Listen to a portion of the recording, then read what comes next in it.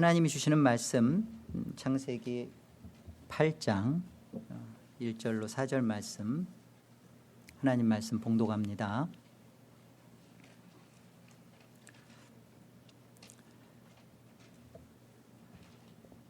하나님이 노아와 그와 함께 방주에 있는 모든 들짐승과 가축을 기억하사 하나님이 바람을 땅 위에 불게 하심에 물이 줄어들었고 깊음의 샘과 하늘의 창문이 닫히고 하늘에서 비가 그침에 물이 땅에서 물러가고 점점 물러가서 150일 후에 줄어들고 일곱째 달 곧 그 달 11의 날에 방주가 아라랫산에 머물렀으며. 오늘 복음 강설의 제목은 방주가 아라랏산에 머문 이유입니다. 성경을 어떻게 읽어야 할까요? 어떻게 읽는 것이 성경의 본 저자이신 하나님의 의도대로 성경을 읽을 수 있게 될까요? 성경은 언약의 책이죠. 구약과 신약으로 언약으로 말씀하신 책입니다. 또한 구원의 내용을 담고 있기 때문에 구원사적 관점으로 성경을 읽는 것이 옳습니다. 구원사적 관점으로 성경을 읽어나갈 때 여기에 하나님의 일하심의 목적인 예수님의 십자가와 부활을 만나게 되는 것입니다. 성경을 통해서 예수님의 십자가와 부활을 만나지 못하면 성경을 읽는 의미가 없어요. 그래서 십자가와 부활을 만나는 성도는 여기서 생명을 얻습니다. 그리고 진짜 안식과 하늘의 평강을 누리게 되는 것이죠. 오늘 본문 4절을 보시면 이렇게 말씀하십니다. 일곱째 달 곧 그 달 11의 날에 방주가 아라랏산에 머물렀으며. 왜 하필 아라랏산에 방주가 정박했을까요? 이 아라랏산이라는 이 히브리 단어는 아라라트입니다. 그런데 합성어예요. 아라라라는 말과 트 이렇게 두 개가 합해진 단어인데, 아라라라는 뜻은 저주하다라는 뜻입니다. 트는 뱀이란 뜻이에요. 그러니까 합치면 무슨 말이에요? 저주받은 뱀이라는 뜻이죠. 아니, 이게 복음과 무슨 관련이 있나? 저주받은 뱀이 누구를 말하는 걸까요? 자, 우리 민수기 21장 하나님 말씀을 가보겠습니다.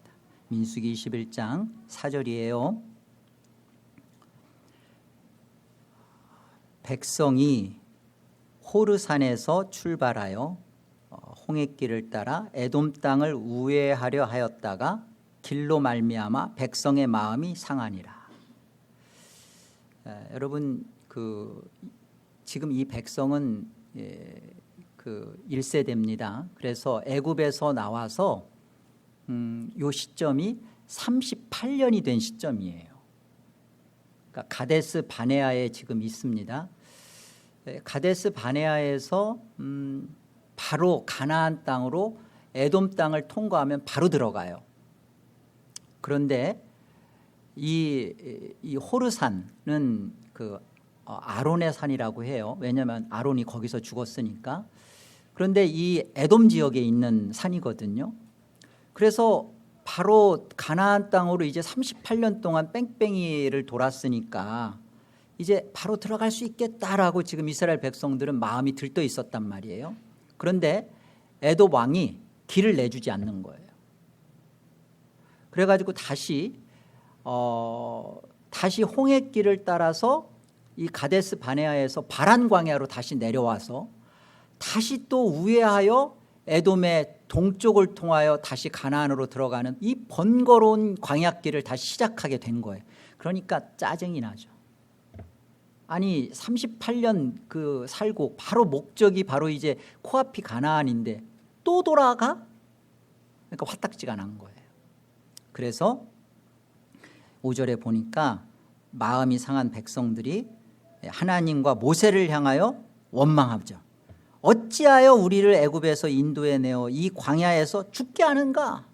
이곳에는 먹을 것도 없고 물도 없도다. 우리 마음이 이 하찮은 음식을 싫어하노라. 그러니까 이 하찮은 음식이 만나였던 거죠. 38년 동안 먹고 나니까 그냥 지긋지긋한 거예요. 하찮다고 그러잖아요. 하늘에서 주는 그 신비한 양식을 아주 이제는 아주 그냥 막 짜증 섞인 말로 하찮은 음식이라고, 아주 이 쓸데없는 먹은 거라고. 그동안 많이 먹었죠. 아침에는 만나 빵 만들어서 먹고, 토스트로 먹고, 뭐 찌개로도 해 먹고, 뭐 부침개로도 해 먹고, 얼마나 지겨웠겠어요. 근데 이제는 짜증 난다는 거죠. 5절, 여호와께서 불뱀들을 백성 중에 보내어 백성을 물게 하심으로 이스라엘 백성 중에 죽은 자가 많은지라. 백성이 모세에게 이르러 말하되 우리가 여호와와 당신을 향하여 원망함으로 범죄하였사오니 여호와께 기도하여 이 뱀들을 우리에게서 떠나게 하소서. 모세가 백성을 위하여 기도하매 여호와께서 모세에게 이르시되 불뱀을 만들어 장대 위에 매달아라. 물린 자마다 그것을 보면 살리라. 모세가 놋뱀을 만들어 장대 위에 다니 뱀에게 물린 자가 놋뱀을 쳐다본 즉 모두 살더라. 하나님께서 이 원망하고 짜증내는 이들에 대하여 불뱀을 보내버렸어요. 그래 그들이 원망하는 그들의 그 몸을 물으니까 그들이 열병이 나면서 다 죽어갑니다. 살려달라고 그러니까 하나님께서 모세를 통하여 방법을 제시해 주셨어요. 그게 뭐예요? 놋으로 불뱀의 형상, 모양을 만들어서 장대, 그러니까 나무 위에 높이 그것을 매달아라. 한 곳에 그것을 진 위에 세웁니다. 그리고 그것을 보라 그러는 거예요. 쳐다봐라. 그러면 산다.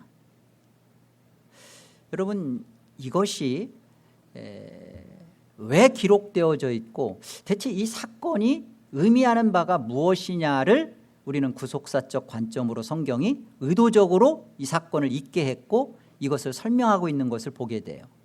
구약을 우리는 신약을 통해서 사건의 의미를 분명하게 알게 됩니다.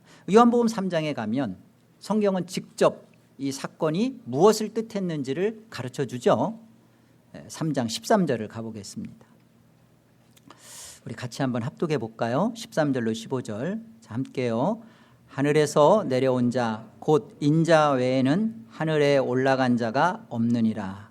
모세가 광야에서 뱀을 든 것 같이 인자도 들려야 하리니 이는 그를 믿는 자마다 영생을 얻게 하려 하심이니라. 바로 이거죠. 38년의 어간, 고통스러워요. 그러면서도 하나님은 그들을 바란 광야로 이끌어내시면서 그들의 원망과 불평 속에 불뱀의 사건을 하신 것은 바로 이 높이 달린 놋뱀과 같이 불뱀의 모습으로 예수 그리스도 인자가 장대 위에 달려야 된다는 겁니다. 대체 장대 위에 높이 달리는 이 일이 무엇을 뜻하는 거기 때문에 그런 거냐? 갈라디아서 3장 13절에 정확하게 성경은 핵심적으로 가르쳐 주죠. 그리스도께서 우리를 위하여 저주를 받은 바 되사 율법의 저주에서 우리를 속량하셨으니 기록된 바 나무의 장대에 달린 자마다 저주 아래 있는 자라 하였습니다. 그래서 이게 아라랏 산인 거예요. 저주받아 달린 뱀, 누구를 말하는 거예요? 예수 그리스도를 말하는 겁니다. 그 예수 그리스도를 바라보면 영생을 얻는다는 것이죠. 그래야 아라랏산에 방주가 머물렀다, 정착했다. 이것은 이곳에서 안식이 주어지는 거예요. 그곳에서 이제는 무리를 떠돌며 죄 가운데서 이리저리 우왕좌왕하는 곳에서 그침, 멈춤이 발생하는 게 뭐죠? 바로 저주받아 달린 그 예수 그리스도를 바라보는, 그 예수 그리스도를 영접하는 자에게 주어지는 구원의 안식이죠. 방주가 아라랏산에 머문 이유는, 여러분, 이 아라랏산은 지리적으로는 옛 소련 아르메니아 산악지대에 있습니다. 그리고 지금으로는 터키 지방이에요. 그래서 이 물리적 이 장소를 찾아서 방주를 이렇게 발견해내고 그러죠, 실제로. 그런데 우리는 분명히 읽어야 될 것은, 이 아라랏산에 정착시킨 하나님의 의도는 골고다 언덕에서 저주받아 달리시는 예수 그리스도를 보여주는 거예요. 그 예수 그리스도를 우리에게 가르쳐주고자 하시는 하나님의 언약이고 구속의 그림입니다. 성경은 이렇게 예수님과 십자가 얘기만 해요. 기독교는 그렇기 때문에 이 생명을 우리에게 주시면서 우리에게 생명을 사실은 요구하시고 생명으로 약속하세요. 그런데 기독교 신앙생활, 교회 신앙생활을 하면서 어떤 이들은 기독교로 하지 않고 기복교로 해요. 이 땅의 문제에 대하여 성경이 무엇인가를 얘기해 줄 거라고 자꾸만, 그러나 구약에서의 부와 자녀와 건강의 모든 것은요, 사실은 신약 속에서 이 예수 그리스도로 말미암아 주어지는 하늘의 복을 설명하기 위한 어린 아이에게 가르쳐 주는 그런 초콜릿과도 같아요. 근데 그것이 목적이 아니라는 거죠. 공부 잘하면, 이번에 성적 오르면 내가 자전거 사줄게. 부모의 의도는 뭐예요? 자녀는 자전거 때문에 공부하는데 부모의 의도는 뭐예요? 열심히 하라는 거죠. 그게 구약의 목적이거든요. 그런데 오늘날 기독교 생활을 하면서 사람들이 자꾸만 그냥 이번에는 내가 요거를 얻어야지, 내가 하나님 믿어서 이것이 잘 돼야지, 그렇게 하시는 하나님은 아닙니다. 하나님은 우리 인생을 거칠고 호되게 바란 광야로 이끌어서 그곳에서 예수님의 십자가와 그 예수님의 생명을 만나고, 그리고 참된 구원의 안식을 얻게 하는 것이 하나님이 우리를 이 땅에서 존재케 하시고 살게 하시는 하나님의 목적이시다라는 거예요. 오늘 본문 1절을 다시 한번 우리 보겠습니다. 하나님이 노아와 그와 함께 방주에 있는 모든 들짐승과 가축을 기억하사 하나님이 바람을 땅 위에 불게 하심에 물이 줄어들었고,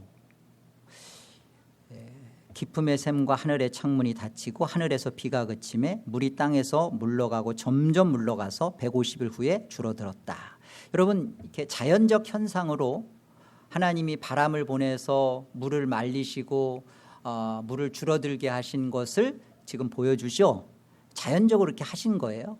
그러나 여기에 어떤 그 생명의 약속, 구원의 약속, 구속의 메시지가 있냐면, 여기 바람이라는 말이요, 루하흐예요. 그러니까 무슨 말이에요? 이게 성령이에요. 루하흐. 똑같은 단어가 창세기 1장 2절, 땅이 혼돈하고 공허하며 흑암이 깊음 위에 있고 하나님의 신이 뭐예요? 루하흐예요. 하나님의 성령은 수면에 운행하셨다. 이 첫 창조 시에 성령 하나님께서 품고 우주 창조를 하셨던 것처럼, 지금 재창조의 역사, 새로운 첫 창조의 그 회복된 그 창조의 역사 속에 성령께서 어떤 일을 하시는 거예요? 혼돈, 공허, 흑암과 같은 죽은 곳에 생명을 불어넣으시고 살리시는 역사를, 구원의 역사를 이루시는 것을 보여주시는 겁니다. 그래서 루하예요.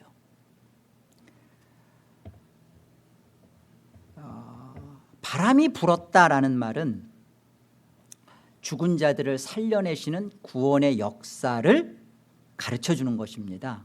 이 똑같은 설명을 요한복음 3장이 가르쳐줘요. 가볼까요? 요한복음 3장 5절 말씀입니다. 니고데모에게 우리 예수님이 하셨던 말씀이죠. 예수께서 대답하시되 진실로 진실로 내게 이르노니 사람이 물과 성령으로 나지 아니하면 하나님의 나라에 들어갈 수 없느니라. 육으로 난 것은 육이요 영으로 난 것은 영이니 내가 내게 거듭나야 하겠다는 말을 놀랍게 여기지 말라. 바람이 임으로 불매 내가 그 소리는 들어도 어디서 와서 어디로 가는지 알지 못하나니 성령으로 난 사람도 다 그러하니라. 여기 보세요. 성령으로 나지 아니하면, 물과 성령, 이 성령 할 때 쓰여졌던 단어가 구약에서는 루하고요, 똑같은 이 단어가 신약에 오면 푸뉴마예요. 성령이죠.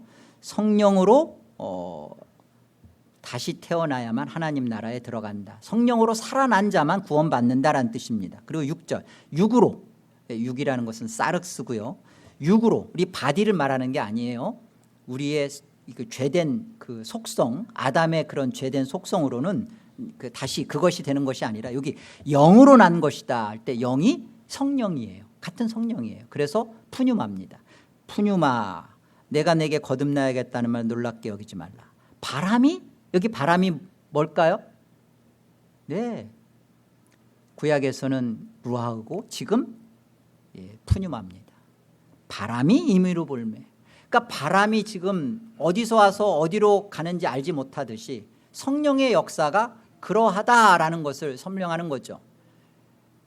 방주가 아라랏산에 머물도록 이렇게 150일 동안 바람을 통해서 물을 말리시고 물을 점점 줄게 하신 그 바람의 역사가 바로 구원하시는 성령 하나님의 생명의 역사였다라는 것을 보여주는 거예요. 더 놀라운 한 가지 사실을 우리가 만나게 됩니다. 이 부분을 여러분이 잘 따라와 주시길 바라요. 8장 4절을 다시 한번 보세요. 한번 8장 4절. 일곱째 달 곧 그 달 11의 날에 방주가 아라랏산에 머물렀으며, 방주가 아라랏산에 정착한 날이 정확하게 예수님이 부활하신 날과 일치합니다. 지금 여기 보면 일곱째 달 곧 그 달 11의 날, 그러면 7월 17일이죠. 7월 17일입니다.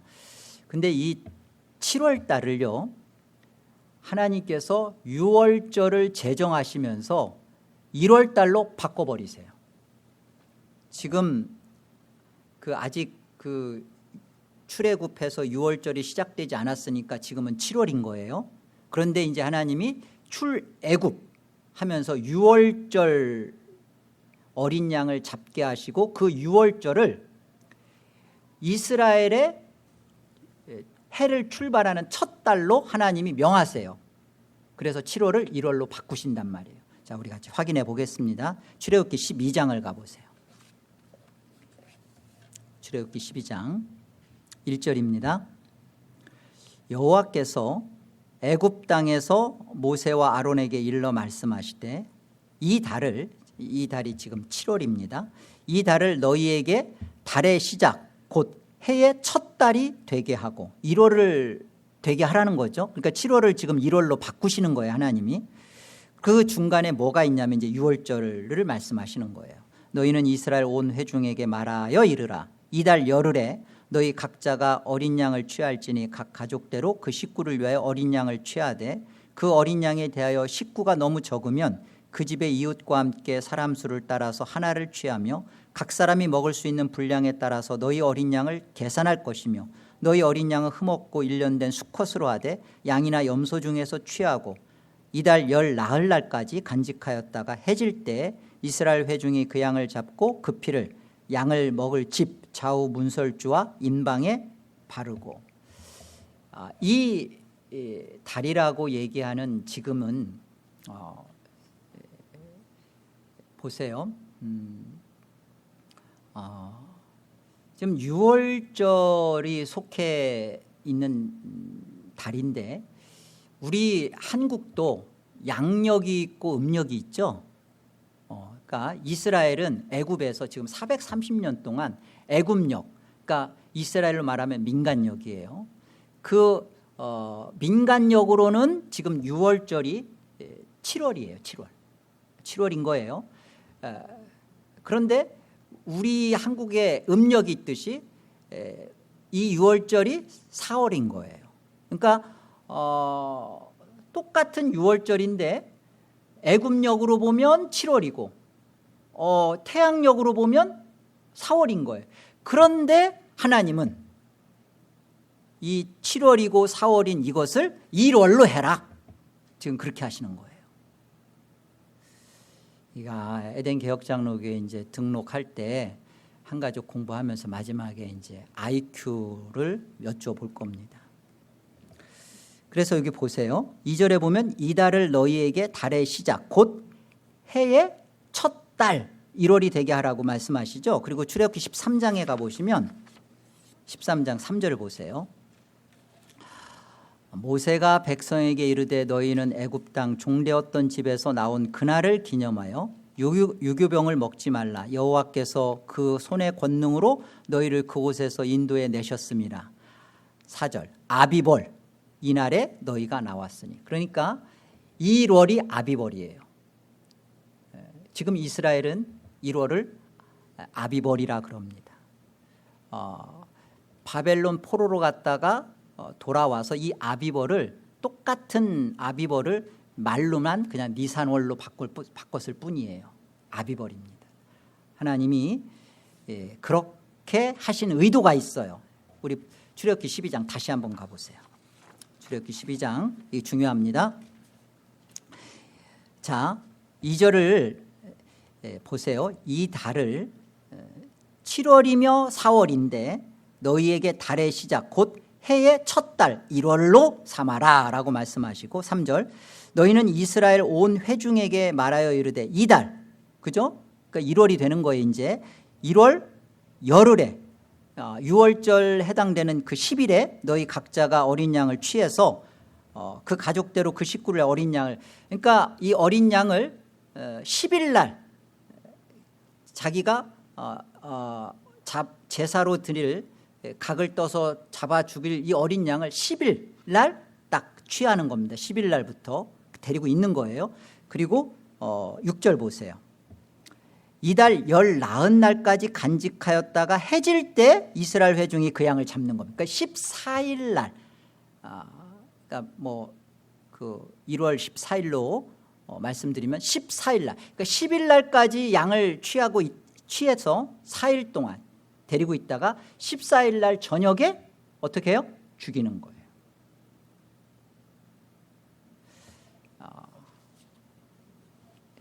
어린 양 대신 예수 그리스도께서 죽으시고 며칠 만에 부활하시죠? 3일 만에. 그래서 오늘 본문 창세기 8장 4절을 다시 보세요. 일곱째 달 곧 그 달 열일의 날에 일곱째 달을 1월로 바꾸신다고 했어요. 그리고 열일의 날이면 14일에서 3일 만에 그래서 예수님이 1월 17일로 설명되는 방주가 아라랏산에 머문 이날 정확하게 예수님이 부활하시는 날로 되는 겁니다. 이것을 가르쳐주는 의미가 십자가와 부활 사건이 방주가 아라랏산에 머문 그 의미를 성경은 이렇게 설명하고 있는 거예요. 우리가 놓치지 말아야 할 건 이거죠. 기억해야 될 건 이거죠. 하나님의 일하심의 포커스가 어디에 있는가? 예수님의 십자가와 부활에 있구나. 그리고 이 십자가와 부활을 통해서 성령 하나님으로 인하여 자기 백성의 죄에서 죽은 저들을 살려내시는 역사를 하나님은 이루시려고 이 성경을 우리에게 허락하신 거구나. 그러니까 성경을 통해서 예수님의 십자가와 부활을 만나지 못하고, 그리고 십자가와 부활 사건 속에서 성령 하나님이 우리를 살려내시는 일을 경험하지 못하는 것은 성경이 아무 의미가 없는 거죠. 하나님의 일하심의 포커스는 그거예요. 하나님은 이렇게까지 방주를 정확하게 7월 17일 그리고 그 7월 달을 1월로 옮기시면서 6월절을 제정하시면서 십자가에 죽으시는 예수님의 십자가의 죽음의 날짜와 부활하시는 날짜를 일치시키면서 우리에게 설명해 주시고, 바람을 불어 성령을 불어서 우리를 살려내시는 구원 역사를 이루시는 하나님의 일하심의 모습입니다. 여기에 우리가 있는 거예요. 하나님의 자기 백성들은 이걸 만나가는 겁니다. 바란 광야와 같은 혹독하고 원치 않고 짜증나고 원망과 불평이 날 수밖에 없는 우리의 인생, 우리의 삶, 절망스럽죠. 이 역사를 살아가면서, 시간과 공간을 살아가면서 절망스럽지 않을 수가 없어요. 그런데 하나님은 이 절망스러움을 해결하시려는 게 목적과 의도가 아니시라는 거. 알아먹을 때까지, 될 때까지, 하나님의 목적하심이 이루어질 때까지 팽이를 돌리듯이 팽이질을 하시는 거예요. 그래서 어떻게 하라는 거죠? 하나님이 원하시는 그 목적을 이루어내시겠다는 겁니다. 방주 안과 같은 답답하고 갑갑한 우리의 인생을 살게 하시는 의도, 어떻게 하라는 거예요? 방주 속과 같은 너의 죄를 보라는 거예요. 그 답답한 그 방주의 인생을 하나님이 너를 어떻게 아시고 찾아오시고, 너를 구별하시고 건져내시고, 너를 생명을 허락하시고 영원한 안식에 함께 하시는지, 이거 만나라는 거예요. 그러니까 힘겨운 게 당연한 거예요. 내가 원하지 않는 인생을 살고 있는 게 맞는 거예요. 원하지 않는 부모, 원하지 않는 자식, 새끼, 그죠? 그리고 정말 마땅치 않는 콩깍지 껴서 만난, 이 정말 바꾸고 싶지만 이제는 또 여기까지 또 만들어서 같이 살기 힘드니까 그거죠. 내가 다시 태어나면 내가 강 씨하고 내가 결혼하나 봐라, 그죠? 그런데 보면요, 살다 보면 자기 남편 성 씨가 제일 싫어요.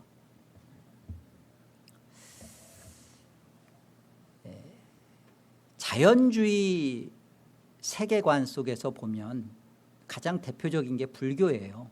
생로병사, 태어났으니까 살고, 살다 보면 병 생기고, 병 생기다가 뭐 콜콜하다가 죽는 거. 그 자연주의 세계관 속에서 보면요, 자살은 하나의 답이 돼요. 그래, 어차피 내가 알고 온 것도 아니고, 어차피 죽으면 뭐가 뭔지도 모르겠고, 그래, 이 희망이 없는 세상, 그리고 또 내가 있음으로 인해서 그러니까 부모는 나를 인정도 안 해주고, 사람들은 나를 있는지 없는지 그 유령 취급하고, 그래, 싫다. 자살은 그 인생의 하나의 탈출구고 그 사람에게 희망이에요. 이건 자연주의 세계관입니다. 기독교 세계관은, 왜 기독교 세계관 속에서는 절망은 있지만 자살, 자폭은 허락되지 않을까요? 네, 기독교 세계관은 똑같은 절망스러움 속에서 하나님이 우리 속에 십자가와 부활을 통한 성령으로 말미암는 안식을 희망으로 우리에게 만나게 하시기 때문에 그래요.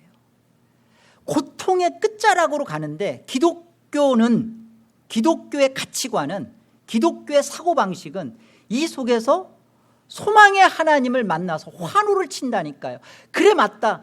이 사람 때문에 내가 내 죄를 알게 되었고, 이 사건 때문에, 이 망함 때문에, 이 말도 안 되는 이 어거지 속에서 내가 죄인임을 보게 되었고, 여기서 십자가와 부활하신 우리 주 예수 그리스도를 내가 참으로 나의 구주와 그리스도로 모시게 되었구나, 이거죠. 이 방주안과 같은 도저히 벗어날 수 없는 이 상황 속에 기독교의 답은 그겁니다. 절망해라. 그러나 자폭은 없다. 죽을 때까지 힘든 거예요. 그런데요, 기억하세요. 예수님의 십자가와 부활을 만나는 그 순간 성령은 우리를 살려내십니다. 이때 환경은 여전할지 몰라도 우리는 방주가 아라랏산에 정박한, 머문, 정착한 안식을 누리기 시작하는 거예요. 이게 다른 겁니다. 고린도후서 1장을 보겠습니다. 8절 말씀. 형제들아, 우리가 아시아에서 당한 환난을 너희가 모르기를 원하지 아니하노니 힘에 겹도록 심한 고난을 당하여 살 소망까지 끊어지고, 우리는 우리 자신이 사형 선고를 받은 줄 알았으니 이는 우리로 자기를 의지하지 말고 오직 죽은 자를 다시 살리시는 하나님만 의지하게 하심이라. 그가 이같이 큰 사망에서 우리를 건지셨고 또 건지실 것이며 이후에도 건지시기를 그에게 바라노라. 언어로 보면 건지셨고 건지실 것이며 이후에도 건지는 것을 내가 신뢰하노라, 확신하노라, 그렇게 되어 있어요. 지금 바울의 말이 뭐예요? 아시아에서 당한 그 환난과 고난, 이게 어느 정도였냐면 차라리 죽고 싶다, 그 지경이었다는 거예요. 나 정말 벗어나고 싶다. 나 정말 여기서 끝장내고 싶다.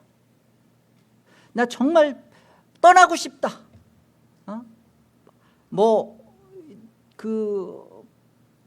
내가 모든 것에서 그냥 벗어나고 싶을 정도의 그런 사형 선고의 지경에 이르는 이 고통과 압박, 그게 바울이 가지고 있었던 자신의 고백입니다. 그런데 왜 이런 신자의 삶 속에 이 죽음과도 같은, 차라리 죽고 싶은 그런 어려움들을 왜 주신다고요? 네, 자기를 의뢰하고 자기를 인정하고 자기를 놓지 않고 여전히 자기를 최고로 여기고 자기 만족을 추구하고 자기를 의지의 대상으로 삼고 있는 우리 속에 하나님만을 의뢰하고 하나님만을 소망하고 하나님만을 그 가슴에 두도록 그렇게 하신다는 거예요. 억울하세요?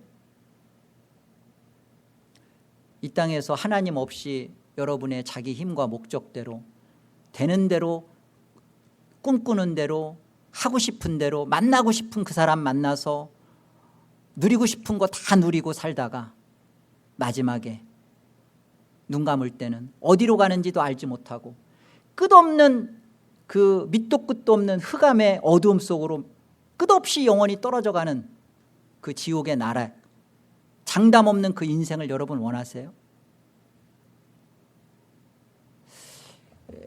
우리는 분명히 결정받은 인생이고 우리 또한 결정을 내리셔야 돼요.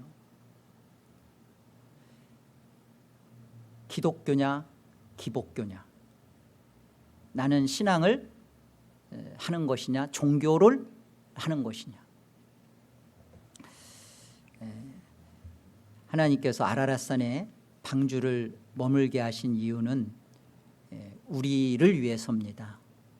계시록 말씀이 그것을 증언합니다. 요한은 아시아에 있는 7교회에 편지하노니 이제도 계시고 전에도 계셨고 장차 오실 이와 그의 보좌 앞에 있는 7영과 또 충성된 증인으로 죽은 자들 가운데서 먼저 나시고 땅의 임금들의 머리가 되신 예수 그리스도로 말미암아 은혜와 평강이 너희에게 있기를 원하노라. 우리를 사랑하사 그의 피로 우리 죄에서 우리를 해방하시고, 이제도 계시고 전에도 계셨고 장차 오실 이 누구예요? 예수 그리스도십니다. 또 그의 보좌 앞에 있는 7명 성령이죠. 충성된 증인으로 죽은 자들 가운데서 먼저 나시고, 이 먼저 나시고서는 첫 열매인데 대표성이에요. 그 첫 속에 우리를 다 가지고 있는 거죠. 우리가 11조를 하나님 앞에 헌금한다 그럴 때는 10개 중에 하나를 낸다는 게 아니라 이 10을 다 한다는 거예요.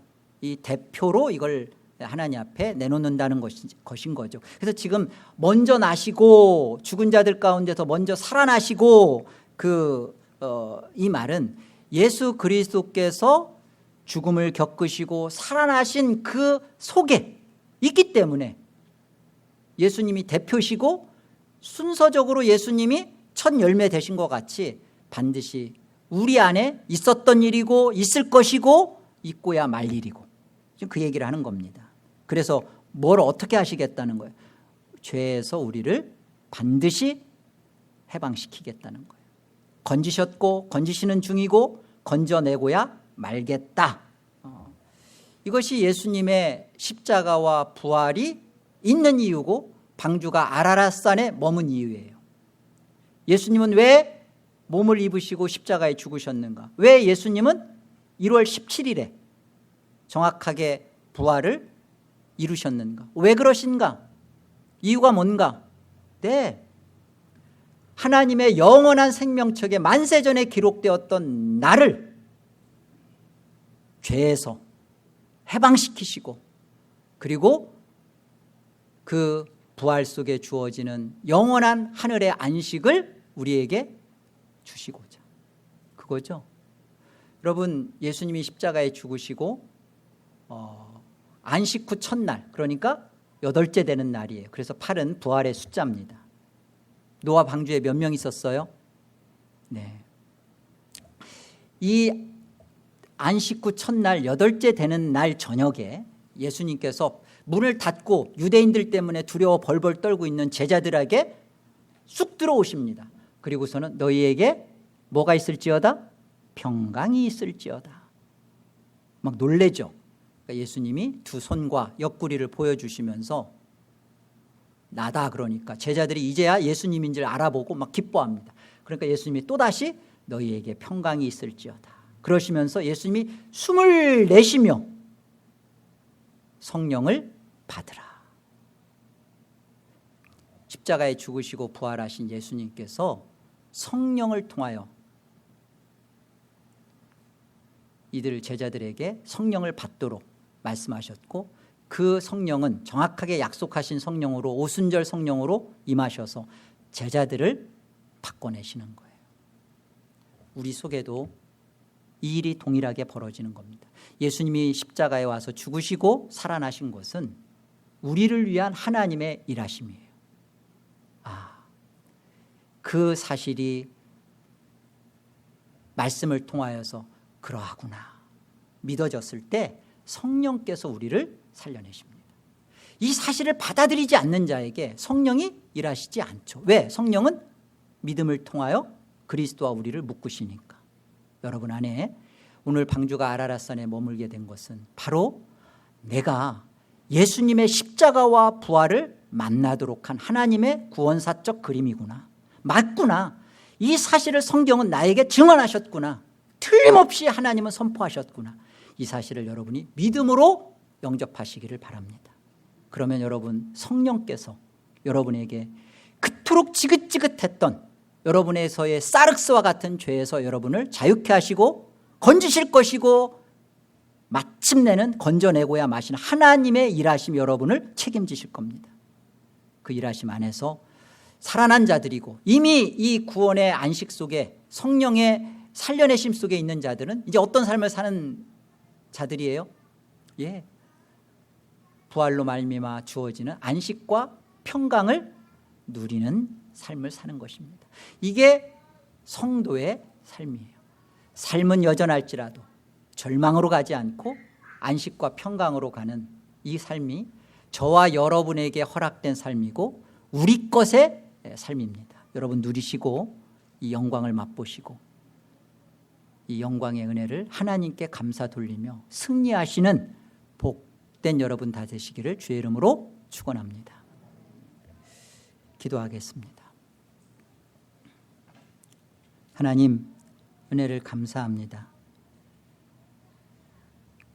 아라랏산이 예수 그리스도의 십자가에 저주받아 죽으시는 예수 그리스도를 우리에게 보여주고, 이것이 머문 그 날이 예수 그리스도께서 다시 살아나신 부활의 날로 우리에게 알려주시는 성령의 계시와 비밀을 들었습니다.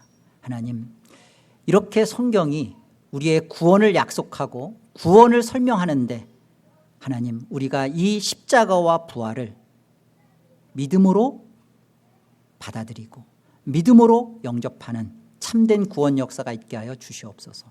이때 성령께서 나를 주장하시고 소유하시고 바람이 불어서 내 속의 죄들을 말리시고 죄를 물러가게 하시고, 그리고 부활의 안식으로 주어지는 하늘의 평강과 참된 평화를 누리고 맛보는 하늘 백성 되게 하여 주옵소서. 그래서 이 땅의 환경과 상황 속에서 우리만이 자유하며 답을 갖고 살아가는 하늘의 백성들, 소망의 자녀들 되게 하여 주시옵소서. 예수의 이름으로 기도 올립니다.